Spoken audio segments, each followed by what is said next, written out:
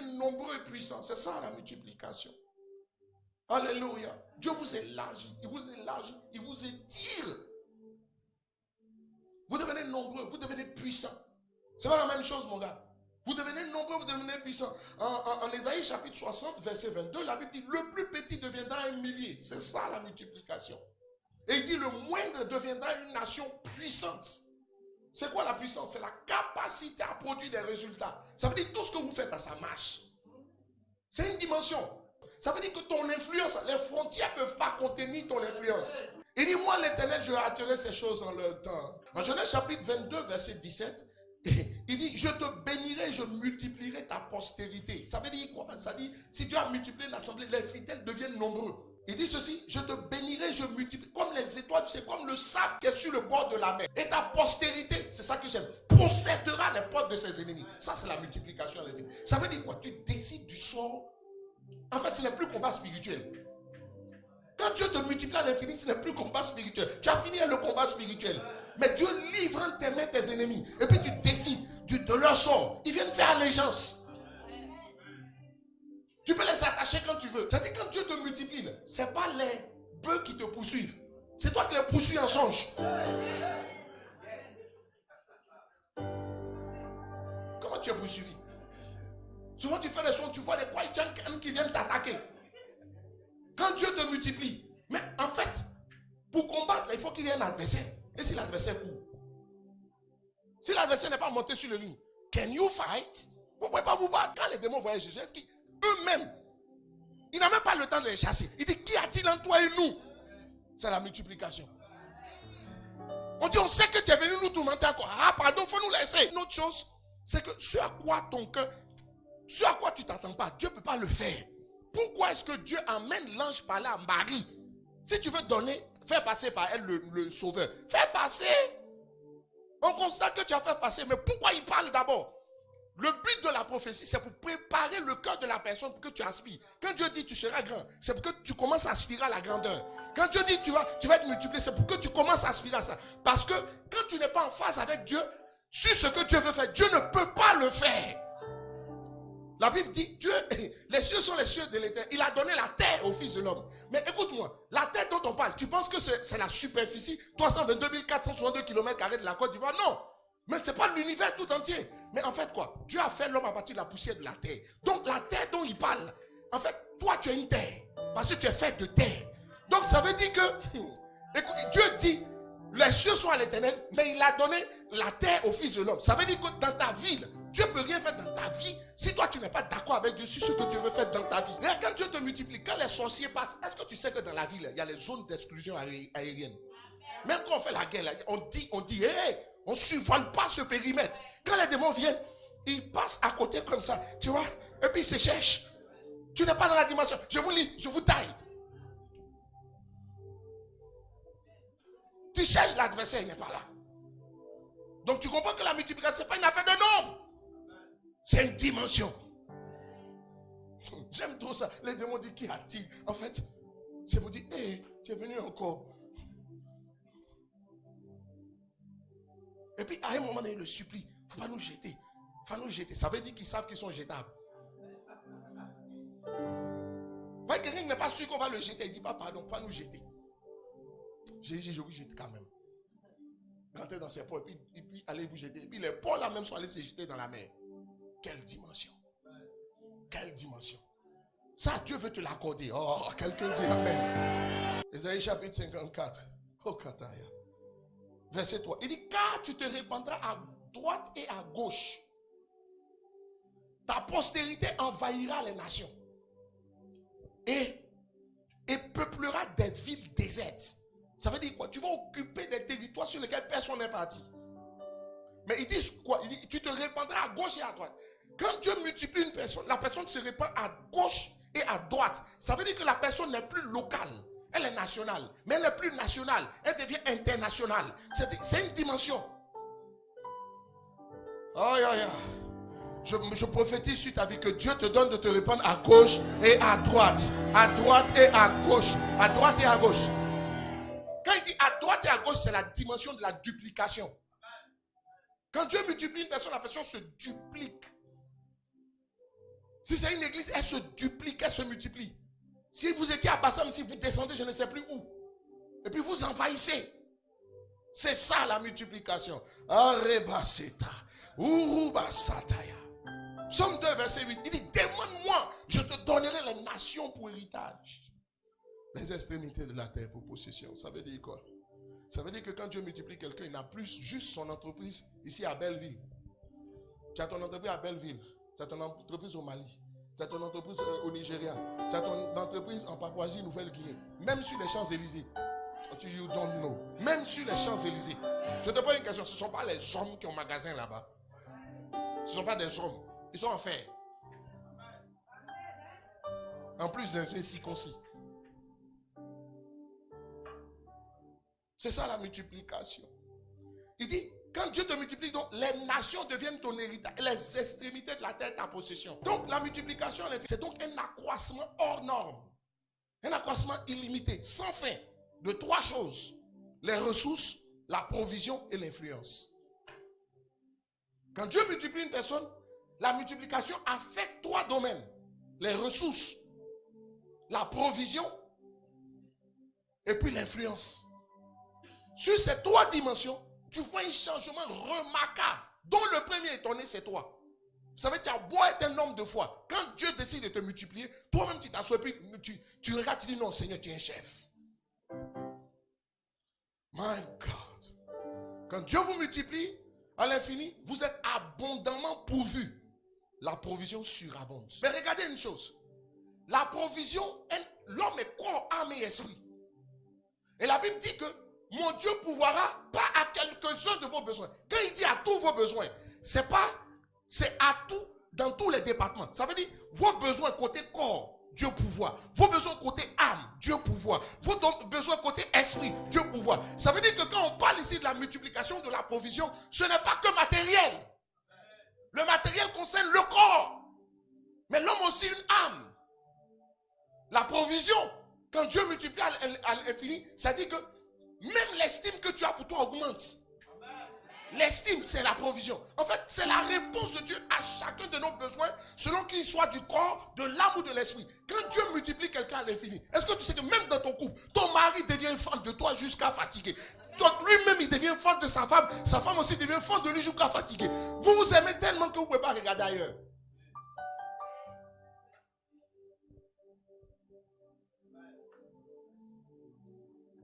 La provision au niveau de l'esprit, ça peut être l'onction. Ce n'est pas juste l'argent, l'onction. C'est plus l'onction. On dit Dieu l'a multiplié. Ça veut dire le manteau qu'il porte. C'était un caporal. Maintenant tu sens que le dernier lieutenant. Lieutenant. Dans l'armée du Seigneur. C'est plus l'onction. La provision, c'est plus de zèle pour le Seigneur. Ça dit quand Dieu te multiplie, tu deviens plus zélé. Le feu qui en toi augmente. Plus de zèle pour l'œuvre de Dieu. Plus de zèle, ça veut dire quoi? La manière dont Dieu va vous multiplier, au sortir d'ici, plus de zèle pour la parole, plus de zèle pour l'œuvre. Même le culte fini, vous ne pouvez pas vous laisser. C'est ça la multiplication. Parce qu'il n'est pas que matériel. Parce que quand on dit multiplication, il y a beaucoup qui ont pensé, vois-tu, charnel. Ce sont des choses charnelles. La Bible dit l'homme ne vivra pas que de pain. Le pain, c'est tout ce qui est besoin physique.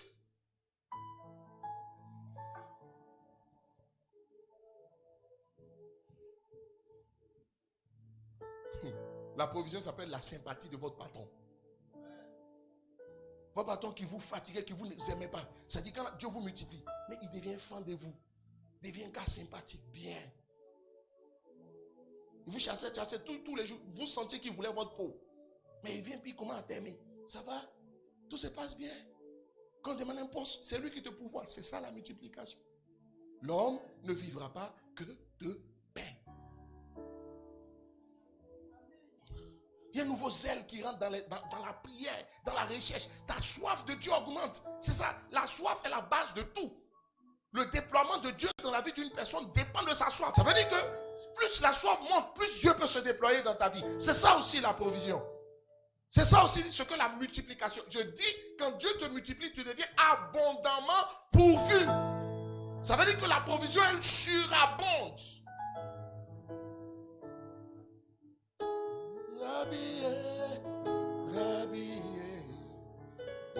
Rabbi, je t'aime, Rabbi. Oh Rabbi, Rabbi, Rabbi, je t'aime, Rabbi. Rabacheto koma sete bayent, Rabbi, Rabbi, je t'aime, Rabbi. Alléluia. Et il y a deux raisons pour lesquelles Dieu vous multiplie à l'infini. Parce que Dieu ne fait rien sans but. La Bible dit Dieu a tout fait pour un but. Ça veut dire que même la multiplication à l'infini, elle sert un but de Dieu. Ça veut dire que Dieu avait quelque chose en tête lorsqu'il a dit à Abraham, je vais te multiplier, lorsqu'il nous a fait cette promesse. Et j'ai compris que tant que vous n'avez, c'est le préalable à la multiplication. Tant que vous ne réalisez pas cela, vous n'aurez pas les dispositions de cœur qu'il faut afin que Dieu vous le donne. Tout commence par les dispositions de cœur, les dispositions intérieures. Rabbi, je t'aime, Rabbi, Rabbi, Rabbi, Rabbi, je t'aime, Rabbi, Rabashatabondaya sitokomayes. Oh Rabbi, je t'aime, Rabbi, Rabbi, Rabbi. Vous savez, quand vous êtes amoureux d'une femme, c'est pas dit je t'aime. Tu viens des fleurs, tu dis chérie, fleur. Elle-même va te jeter. Quand tu viens, tu dis chérie, j'ai des fleurs pour toi. Les voici. Il y a trop de chanteurs à l'église. Oh Rabbi, Rabbi, Rabbi, je t'aime, Rabbi. Alors, pourquoi Dieu multiplie à l'infini? Première raison. Alors, pour savoir pourquoi Dieu multiplie à l'infini, il faut comprendre c'est quoi la provision. Parce que la multiplication, elle fait surabonder la provision. N'est-ce pas? Quand Dieu vous multiplie, la provision surabonde. C'est quoi le mot provision? Le mot provision est composé simplement de deux mots, pro et vision. Le mot pro signifie pour. La vision, c'est quelque chose qu'il y a à réaliser. C'est un but à atteindre. Mais une chose m'a marqué dans les Écritures, c'est que lorsque Dieu dit à Abraham, en Genèse chapitre 22, verset 6, il dit, va sacrifier Isaac. En Genèse 22, verset 6, que Isaac demande à Abraham, où est le mouton du sacrifice? Abraham va lui répondre, ce n'est pas Dieu pourvoira, mais c'est Dieu se pourvoira. Vous savez ce que ça veut dire? Ça veut simplement dire que c'est le maître d'ouvrage. Sinon, le maître d'œuvre, c'est celui-là qui doit financer l'œuvre. Ça veut dire que c'est l'auteur d'une vision qui doit financer la vision. Autrement dit, la provision, il y a une vision. Pas que toi tu veux réaliser. Les gens sont trop ambitieux. Dieu s'en fout de tes ambitions. Qui t'a dit qu'il est question d'ambition? Il n'y a pas d'ambition à avoir. La seule ambition que tu dois avoir, c'est la destinée que Dieu a mis dans ton cœur. Le but que Dieu veut atteindre par ta vie. Attends. Dieu n'est pas responsable de nos ambitions, mais il est responsable de la destinée qui brûle dans nos cœurs, que lui il a mis. Ça veut dire quoi? Si la provision, c'est le maître d'œuvre qui finance la vision, ça voudrait dire que si la vision ne vient pas de Dieu, Dieu ne va pas financer la vision. Il ne donnera pas la provision qu'il faut pour la vision que toi tu as. Oh, l'ambition t'emmène à aspirer à des choses, peut-être qu'elles sont bien, mais que Dieu ne veut peut-être pas pour toi. Vous savez le problème? Pourquoi avant de faire rentrer Israël à Canaan, Dieu les fait passer par le désert? C'est dans le désert que tout devait mourir. C'est dans le désert que Israël devait tout déposer. On ne quitte pas de la galère désolante à une richesse insolente sans passer par une phase de transition où ta mentalité change. On s'est converti en apportant à Canaan beaucoup de choses qu'on aurait dû laisser dans le désert. Le temps que Dieu a fait passer Israël dans le désert, ce n'est pas pour faire souffrir Israël. C'est pour que Israël laisse tout. L'ambition, on a hérité ça du monde. Dans le monde, il faut être ambitieux, il faut être ambitieux. Tu t'en vas où? Tu sais quoi? Quand tu aimes Dieu, on n'a pas dit, on dit tu trouves dans ton cœur. Ça veut dire c'est déjà là. C'est tout. Quand c'est là, ça monte.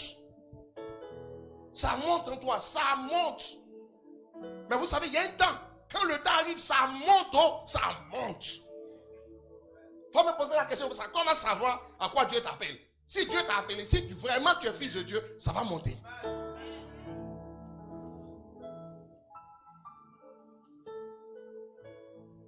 La provision que Dieu donne, c'est pour la vision qu'il a initiée.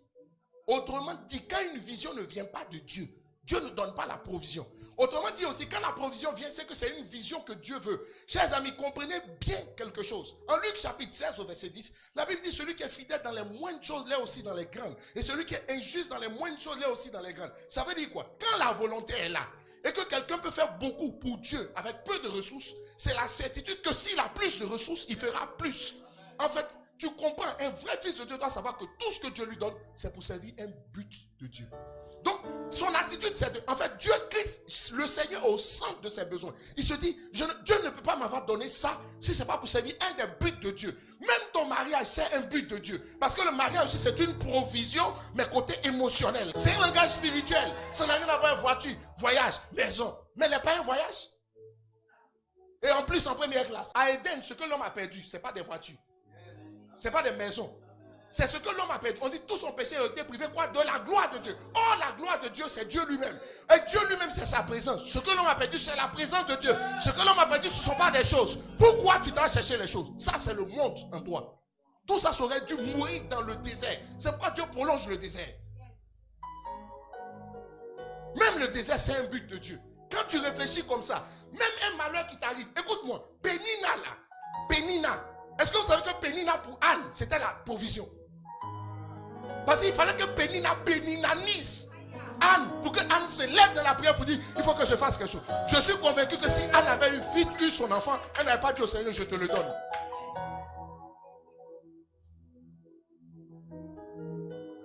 Pourquoi tu t'assois pour pleurer pour dire, mais Seigneur, pourquoi tu permets ça? Seigneur, et puis c'est même pas pourquoi tu permets ça pour savoir, c'est une permets ça pour de lamentation.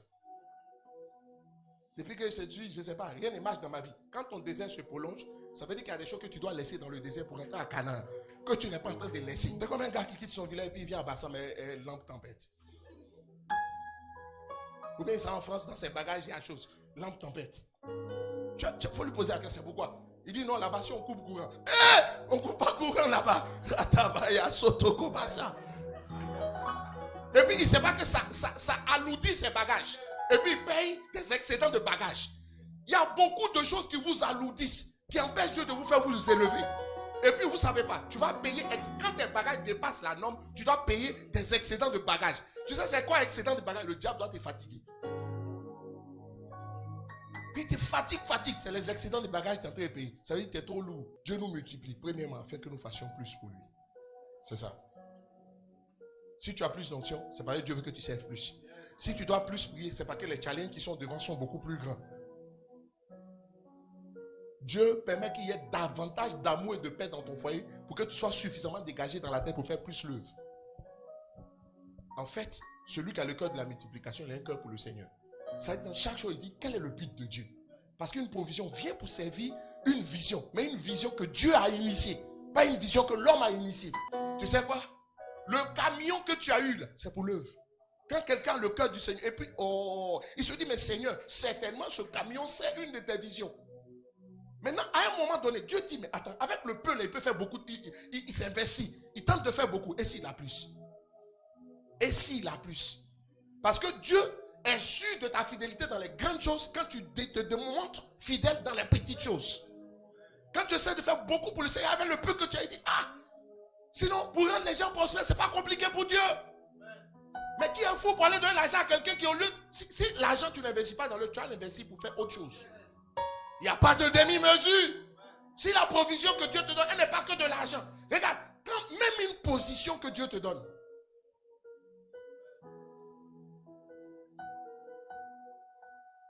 Quand quelqu'un a la mentalité, a le cœur de Dieu, il comprend la notion de position. Il se dit, Dieu m'a donné cette position pour que je puisse influencer un plus grand nombre. C'est comme ça qu'il réfléchit. Le cœur de la multiplication à l'infini, c'est de mettre le Seigneur, c'est-à-dire son œuvre, au centre de vos préoccupations. C'est d'abord ça. Quand quelqu'un a ce cœur, il va devenir plus riche qu'il ne l'est. Il va avoir plus le matériel qu'il ne l'est. Il va avoir une bien meilleure santé qu'il ne l'a.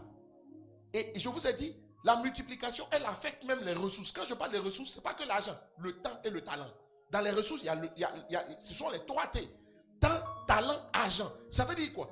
Avec moins de temps, il devient plus productif. Parce que le reste de son temps, il investit pour Dieu. Oui.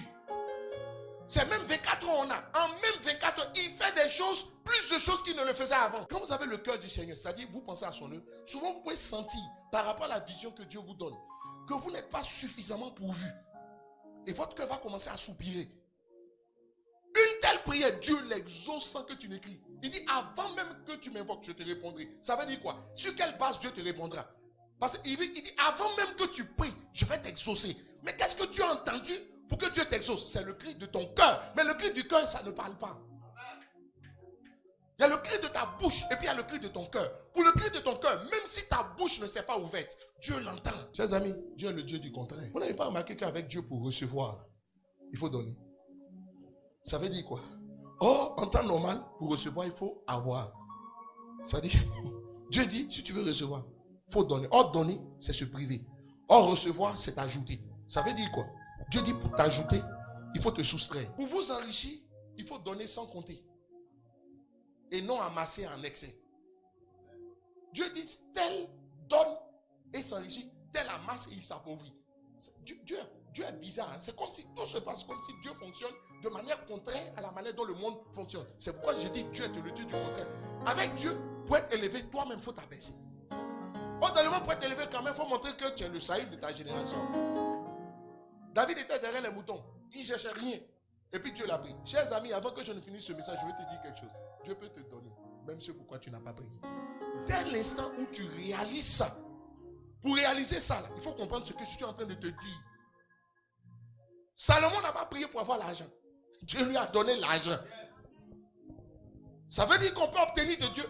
Tu n'as pas besoin de prier pour ton mariage d'abord avant que Dieu ne te donne un mari. Ruth n'a pas. Tu vois Ruth prier pour mariage. Elle est en train de travailler. Elle est en train de servir. Et puis elle a eu mari.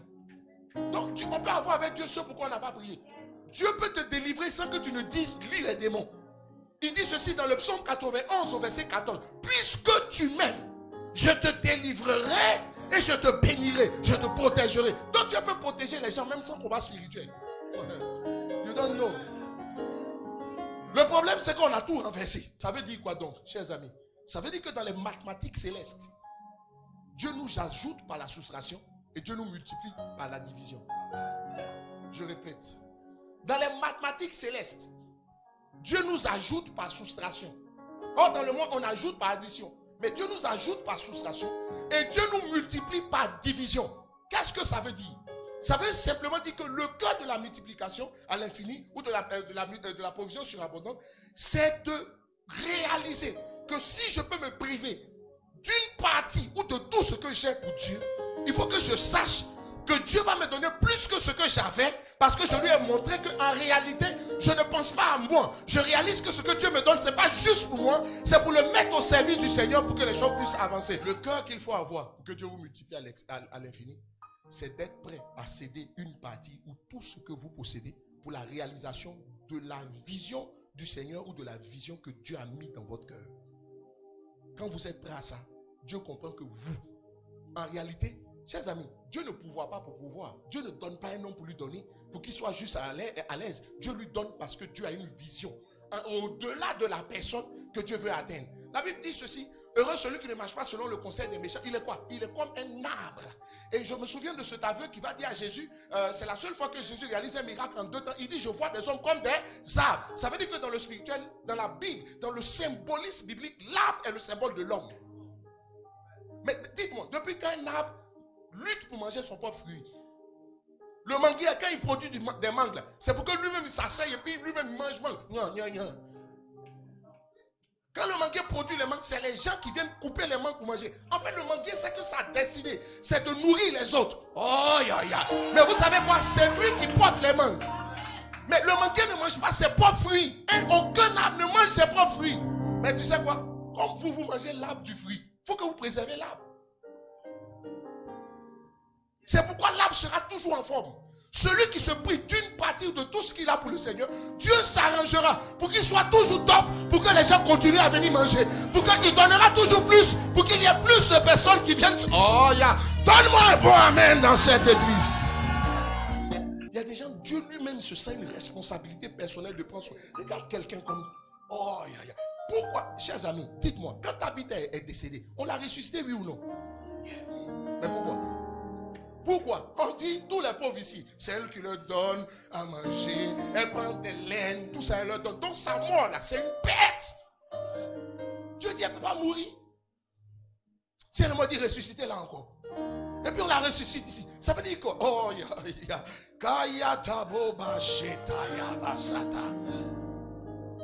il faut le comprendre. Je suis en train d'ouvrir tes yeux sur une réalité. Tu n'as pas besoin de prier, il va te donner. Parce que Dieu sait qu'en fait, tu n'es pas un terminus. Quand quelque chose rentre dans ta main, ça va partir. Parce que tu sais que Dieu ne te bénit pas juste pour te bénir. Il a une vision en tête et tu as le réflexe pour dire, Seigneur, c'est pourquoi. Même en construisant ta maison, il y a une mentalité, il y a un état d'esprit que tu as. Mais tu ne vois pas mes enfants, ils vont voir. Celui qui a le cœur de la multiplication, il a un cœur pour le Seigneur. Ce n'est pas toi. Écoute-moi, tu n'es pas le centre du débat. Arrêtons cet évangile qui met les gens au centre du débat. Tu n'es pas le centre du débat. C'est Christ qui est au centre du débat. Deuxième point, le cœur qu'il faut pour la multiplication. Le préalable de la multiplication, au-delà d'avoir un cœur pour le Seigneur, tel que je viens de l'expliquer, c'est d'avoir le cœur du Seigneur. Chers amis, vous avez remarqué qu'avec Dieu, pour quitter, il faut quitter d'abord avant de posséder. Il faut céder avant de posséder. Dieu ne vous multipliera pas à l'infini si vous êtes centré sur vous-même. Et si vous n'avez pas un cœur pour les autres. Genèse chapitre 12, verset 2. Dieu dit ceci. Je ferai de toi une grande nation et je te bénirai. Je rendrai ton nom grand et tu seras une source de bénédiction. Dis avec moi. Et tu seras une source de bénédiction. Je crois qu'en réalité, on n'a pas compris ce que ça signifie devenir une source de bénédiction. Dans mes recherches, je vous épargne les mots grecs, tout ça que j'ai dû utiliser. J'ai simplement compris que quand Dieu dit tu seras une source de bénédiction, ça veut dire je bénirai les autres, mais pas toi. Il dit, moi Dieu, j'ai décidé de bénir les gens, mais j'ai décidé de les bénir par toi. On devient une source de bénédiction quand Dieu bénit les autres, mais pas nous. Quand on devient une solution pour les autres. Chers amis, quand il dit je te bénirai, il dit ceci, je reprends. Il dit, je ferai de toi une grande nation et je te bénirai. Je rendrai ton nom grand et tu seras une source de bénédiction. En réalité, dans l'hébreu, le mot il, souvent le français, c'est le mot un que le français traduit en et. Donc Dieu dit ceci à Abraham, je te bénirai en faisant de toi une source de bénédiction. Ça voudrait dire quoi? Dans la pensée de Dieu. Celui qui est béni, ce n'est pas celui qui a la grosse voiture, qui a de grosses maisons, qui ne manque de rien, qui mange ses 3 repas par jour, celui dont les cheveux des enfants sont au complet, celui dont la femme n'a pas les chili pelés ou les miel pelés chili. Ce n'est pas ça que Dieu appelle un homme béni. Dieu dit en réalité, tu es béni quand tu deviens une solution pour les autres. Tu n'es pas béni quand tu ne manques de rien. L'homme considère que tu es béni quand tu ne manques de rien. Tu veux voyager, tu voyages. Première classe, tu vas en première classe. Ce que tu veux manger, tu manges. Toi, tu ne fais pas one by day, mort subite. Non, c'était 3 repas. Entrée, résistant, dessert. Pendant que d'autres meurent de faim, toi, tu meurs parce que tu grossis trop. Ce n'est pas ça que Dieu appelle la bénédiction. Or, c'est ce que le monde appelle la bénédiction. Dieu dit, je te bénirai en faisant de toi une source de bénédiction. Autrement dit, tant que tu n'es pas devenu une source de bénédiction pour les autres, Dieu ne te considère pas béni. Même si tu as tout. Voici ce que le Seigneur dit. Il dit, mais mon fils, si la prière servait à avoir les voitures, les maisons, les parents ne prient pas, puis ils ont voiture, ils ont maison. Pour toi, c'est seconde main. Malgré tes prières, pour lui, c'est première main. Bon, on ne dit pas ça. Pour lui, c'est concessionnaire. Il y a caoutchouc dessus. Pour toi, ta voiture, c'est teuf. Ça pollue l'atmosphère. Après, toi, ils ont pris même règle, on dit 5 ans. La prière ne sert pas à obtenir les choses matérielles. Non. Là-bas, il ne prie pas. Il ne prie pas, mais il est en première classe. Quand tu grouilles en classe, écoute. Quand même, tu prends, puis en plus, la diète privée. Ah. Frère, souvent, quand tu es au feu comme ça, tu entends des gens dire, Seigneur, bénis-moi. Là, quand je suis au feu, les païens vont savoir que ton nom est grand. Son nom est déjà grand. La Bible dit qu'il s'est acquis une solide réputation au cours du temps par les exploits qu'il a accomplis, par la puissance de sa main. Tu penses que les anglophones avaient to prove himself. Dieu n'a pas besoin de prove himself. Dieu n'a pas besoin de démontrer qu'il est puissant. Si c'est ça, là, oublie ça. Ce sont des paroles qui ne meuvent que toi-même. Il s'en fout. Toi, tu vas te donner quelle gloire à Dieu? Toi, tu veux donner une gloire au président? C'est lui qui va te donner une gloire. Who is going to biggie him? Toi, tu veux donner une gloire au président. On ne donne une gloire qu'à quelqu'un qui est moins. Tu ne peux pas donner une gloire à quelqu'un qui est plus grand que toi. Ça n'a pas de sens. Ils vont savoir. Et puis tu vois des Chanel, et on est au volant. Là, au feu, ils gardent le Rolls Royce, ils gardent le Range Rover. Moi aussi, je garde pour moi. Et puis on sait que Dieu est grand. Hey, c'est encore une maison. Mais écoute-moi, si c'est sur ce terrain-là, les païens vont toujours se moquer de nous. Parce que sur ce terrain, ils sont plus riches que nous. Les Dubaïotes vont venir ici. Si tu viens lui dire que Dieu bénit, et que tu lui dis que la bénédiction, c'est voiture, il va te dire non, je n'ai pas besoin de Dieu. C'est pourquoi notre évangile n'intéresse pas les riches. Mais c'est pourquoi vous priez là. Nous, sans prier, on a ça. Non, il ne parle pas de moi, il parle d'eux. Quand tu dis ça, il dit, mais de quoi tu parles? Ah, donc ils sont des faits, je l'ai prié pour qu'ils aient voiture. Il dit, mais c'est ce moment de jeûne prière, ça ne m'intéresse pas. Mais il dit, à voiture.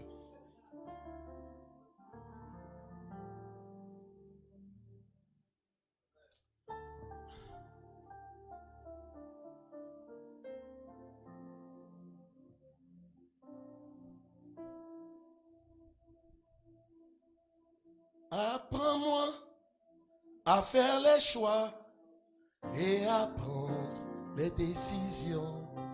Oh Seigneur, j'ai tant besoin de toi. Raté boba chez ta kataye. Apprends-moi à faire les choix et à prendre les décisions.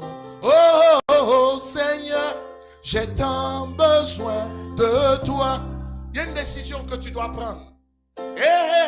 Apprends-moi à faire les choix et à prendre des décisions.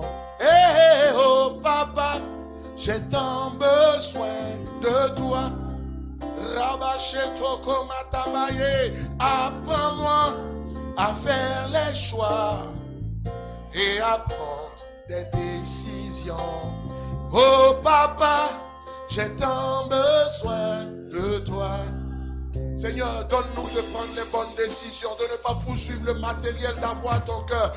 De Seigneur, notre Dieu, notre Père, nous défocaliser de nous-mêmes, d'avoir les regards tournés vers toi, de penser à l'autre, avoir le cœur du Seigneur, de te mettre au centre de nos préoccupations, de nos sujets. Seigneur, notre Dieu, notre Père, ce que nous avons perdu à Éden, ce ne sont pas les choses, ce ne sont pas les voitures, ce ne sont pas les maisons, ce ne sont pas le matériel, mais ce que nous avons perdu, c'est ta gloire. Ce que nous avons perdu, c'est ta pensée.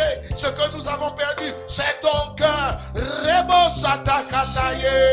Apprends-moi à faire les choix et à prendre des décisions.